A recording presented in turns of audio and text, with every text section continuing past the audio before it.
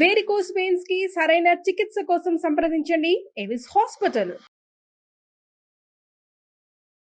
నమస్తే రమగారు. నమస్తే జయ. రమగారు, కొన్ని పనులు కొన్ని విషయాలకు సంబంధించి చూడగానే అబ్బా నేను చేసేస్తా, నేను చేసేయగలను, చేసేయటంతో పాటు నేను ఈ పని ద్వారా నేను చాలా ఉన్నత స్థానాలకు వెళ్ళిపోతా, మంచి లాభాలు వస్తాయి, రకరకాలుగా ఆలోచించేస్తామండి. చెయ్యలేము అనే ఆలోచన రాదు. ఒకవేళ అటు ఇటు అయితే ఏమవుతుందో అనే ఆలోచన కూడా రాదండి. ఎవరైనా చెప్పినా కూడా యాక్సెప్ట్ చేయలేకపోతాం.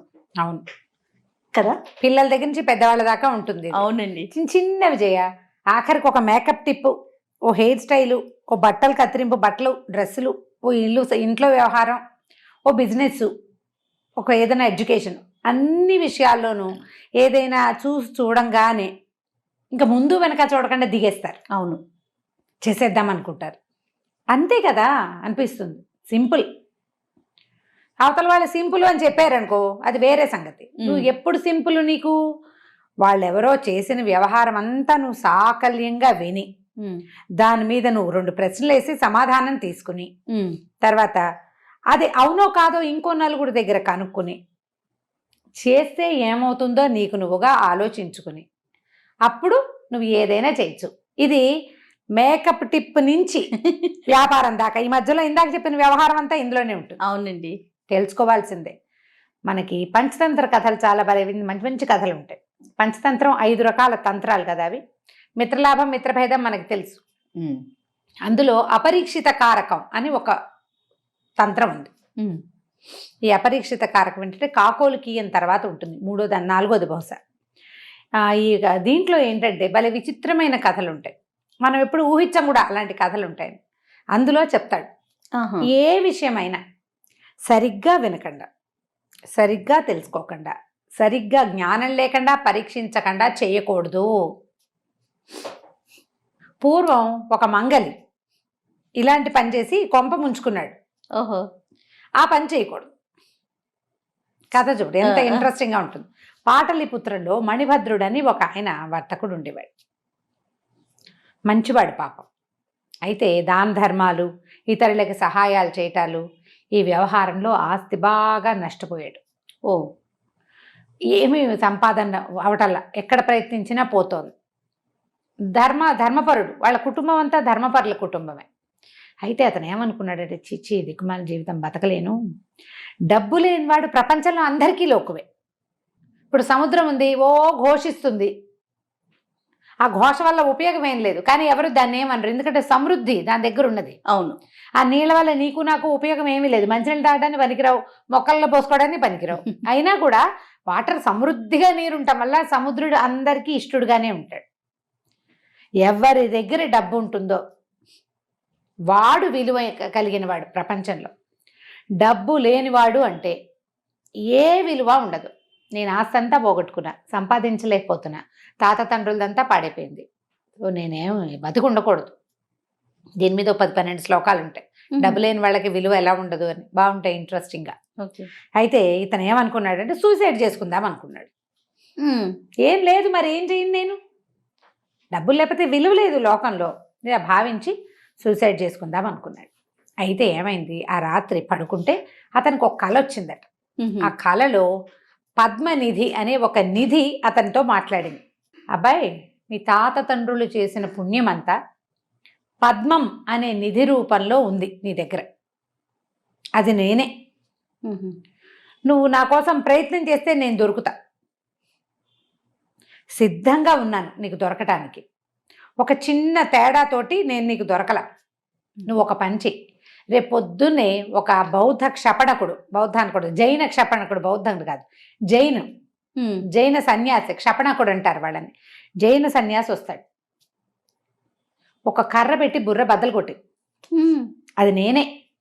వెంటనే నేను ధనంగా మారిపోతా, నన్ను వాడుకో.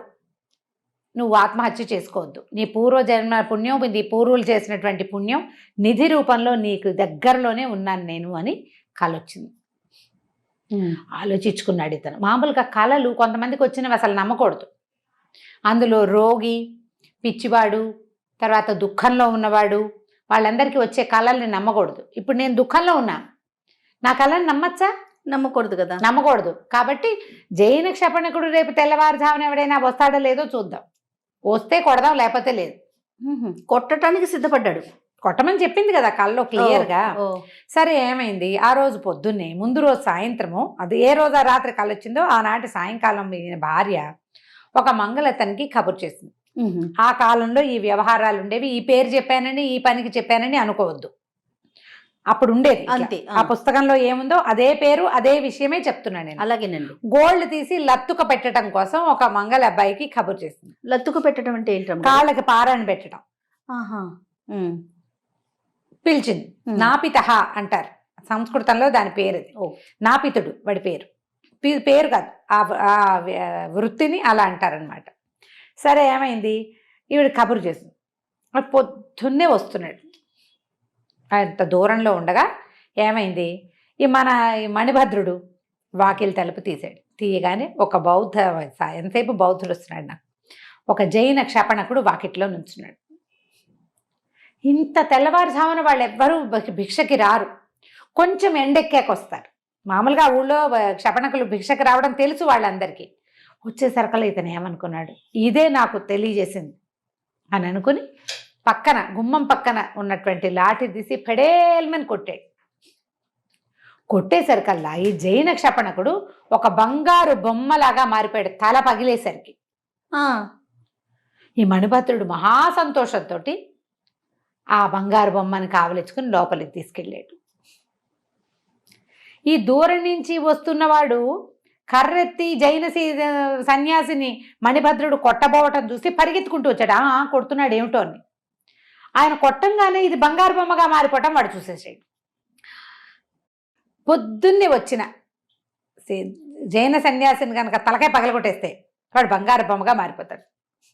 జైనులు చాలా భక్తిపరులు, చాలా సిద్ధాంతంగా జీవిస్తారు, నగ్నంగా ఉంటారు, బట్టలు వేసుకోరు, మొహానికి ఒక గుడ్డ కట్టుకుంటారు. ఆ మూతి కట్టుకునే గుడ్డతోటి ఆ జీవజాలాలని కూడా చంపకూడదని వాళ్ళ ఉద్దేశం. అవునవును. పాదాల గుడ్డలు కట్టుకుని నడుస్తారు. అవును, మహాద్భుతమైన వ్యక్తులు. ఆ వ్యక్తుల్లో ఈ గొప్పతనం ఉందని తెలుసుకున్నాడు ఈ మంగళబ్బాయి. బంగారు బొమ్మ లోపలికి వెళ్ళిపోయింది.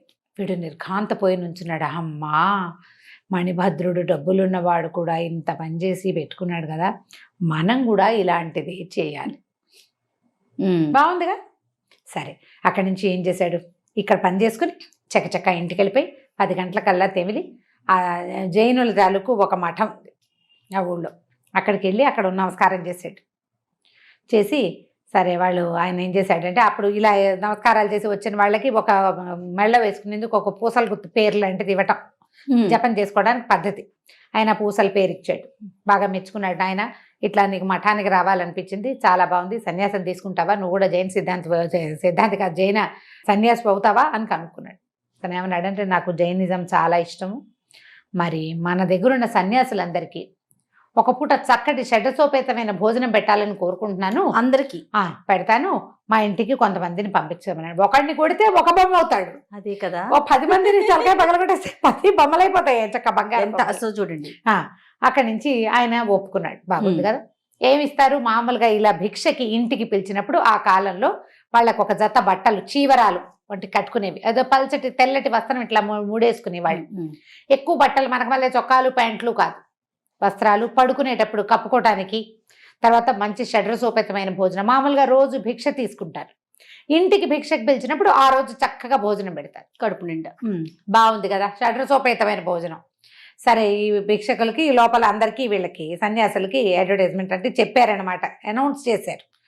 ఏంటి, ఫలానా వాడి ఇంట్లో, నాపితుడి ఇంట్లో భిక్ష ఉంది, అతను రమ్మంటున్నాడంటే ఓ 10-15 మంది బయలుదేరారు. అందరికీ వస్త్రాలు అవసరం ఉన్నాయి. తర్వాత రాబోయేది చలికాలము, మరి అతనిచ్చే వస్త్రాలు చలికి ఇబ్బంది లేకుండా ఉంటాయి కదా, భోజనం చక్కగా కడుపు నిండా దొరుకుతుంది, రోడ్డు మీదకి వాళ్ళ భిక్షకి వెళ్ళక్కర్లేదని భావించి వాళ్ళు కూడా కొంచెం ఆశకి పోయారు. కొద్దిగా వాళ్ళ ఆశ విడిది బారెడాశ అయ్యింది. వెళ్ళేసరికి ఇతను ఏం చేశాడు, మంచి చండ్రకర్రను ఒకదాన్ని సంపాదించి పెట్టుకున్నాడు. అదేంటంటే కొడితే తలకాయ పగిలిపోవాల్సిందే, దాంతో పక్కన పెట్టుకున్నాడు. తలుపు అటుపక్క నుంచి వెళ్ళే తలుపు, ఇంట్లో నుంచి దొడ్లో బయటికి వెళ్ళే తలుపు వేసేసాడు. గడి తాళ వేసి పెట్టేశాడు. ఈ వైపున లోపలికి అందరినీ లోపలికి పిలిచేసి గడి పెట్టేశాడు. గడి పెట్టి అందరినీ వరుసగా కూర్చోబెట్టి చండ్రకర్ర తీసి ఠపా ఠపా ఠపా నెత్తుల మీద కొట్టేశాడు అందరిని. కొంతమంది హఠాత్తుగా తగిలిన దెబ్బకి పరలోక గతులైపోయారు. కొంతమందికి తలకాయలు పగిలిపోయి ఇల్లంతా రక్త ప్రవాహం. ఒక మాదిరిగా అంటే మొదటి దెబ్బ కొట్టినంత జోరుగా 2, 3 పడవు, 4, 5 అసలు పడవు. ఏదో ఒక మాదిరి దెబ్బలు తగిలిన వాళ్ళు ముయ్యో కొయ్యోమని అరుపులు, కేకలు, గందరగోళంగా పరిగెత్తడానికి పారిపోవడానికి ప్రయత్నించారు. వెనకాలది తాళం వేసింది, ముందుది గడి పెట్టేశాడు. ఈ లోపల ఏమైంది, పొద్దున్నే ఇది 9-10 గంటలకి 8 గంటలకి పొద్దున్నే చేయాలి. అదే సమయానికి బయట రాజసేనాని అది ఆ దేశపు సేనాని ఏటో తిరగడానికి వ్యాహ్యాలకి వెళ్తూ పొద్దునే ఉదయకాలం ఏమిటి ఇక్కడ ఏదో గందరగోళంగా ఉంది, ఎవరింట్లో ఈ గందరగోళం అని చూసేశారు కదా. అక్కడి నుంచి ఈ ఇంట్లో గందరగోళం, అరే తలుపులు తీయండిరా, లోపల ఏదో గొడవ అవుతుంది, ఎవరో ఆర్తనాదాలు చేస్తున్నారు అని కేకలు పెట్టి తలుపులు తీశారు. తలుపు పగలు కొట్టేశారు. రాజసైనికులు ఏముంది, ఒక సుమారైన తలుపులు బద్దలు కొట్టేశారు. తీరా చూసే కొన్ని శవాలు, అయ్యో కొన్ని రక్తమూడుతున్న దేశమూలాలతో ఉన్నటువంటి వీళ్ళు పరుగులు, జనాలు తలుపులు తీసేసరికి కొంతమంది పరిగెత్తారు. అక్కడి నుంచి ఆయన పట్టుకున్నాడు. ఓరి నీదుంపదేగా ఇట్లా కొట్టేమేమిట్రా అంటే, బంగారు బొమ్మలు అయిపోతారు అనుకున్నానండి. ఒకడు బంగారు బొమ్మలు అంతా నెదురు ముద్దలు అయ్యారండి. బంగారు బొమ్మ అవటం ఏమిట్రా నీదుంపదేగా అంటే, నేను పొద్దునే చూశాను, నిన్న పొద్దున మణిభద్రుడు వాళ్ళ వాకిట్లో ఒక క్షపణకుడిని కొట్టాడు. అతను బంగారు విగ్రహంగా మారిపోయాడు. ఆయన బంగారు విగ్రహాన్ని లోపలికి తీసుకెళ్ళాడు, నేను చూశాను నా కళ్ళతో అనేసరికల్లా వెంటనే ఈ సేనాన్ని ఏం చేశాడు, ఆ మణిభద్రుడికి కబురు చేశాడు.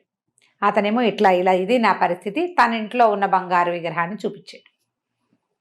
దాంతో ఈయన సేనాని అన్నాడు, నువ్వు ఒకటి చూసావు, దాని గురించి కనుక్కున్నావా?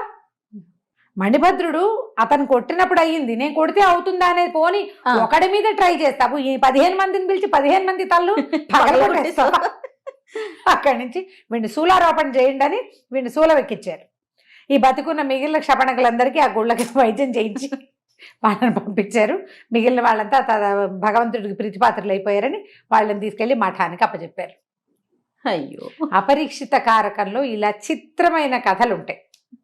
అంటే ఈ కథలు రాసే కాలంలో ఇవన్నీ ఉన్నాయి. ఇవన్నీ ఉన్నాయి. ఎప్పుడు కూడా జీవితంలో మనం తెలుసుకోంది, మనకి తెలియంది, మనకి అర్థం కాంది ఊరికే కనపడుతోంది అంతే. క్లారిటీ లేకుండా ఏ పని చేయలేనిది, క్లారిటీ లేకుండా ఏ పని చేయకూడదు. ఇవి పిల్లలకి చెప్పాలి, టీనేజర్స్కి. అవునమ్మా, అవును రమ్మగారు కదా, టీనేజర్స్కి ముఖ్యంగా చెప్పవలసిన కథలు ఇవి. అవును, ఇలా కొంప ముంచేసుకుంటావు.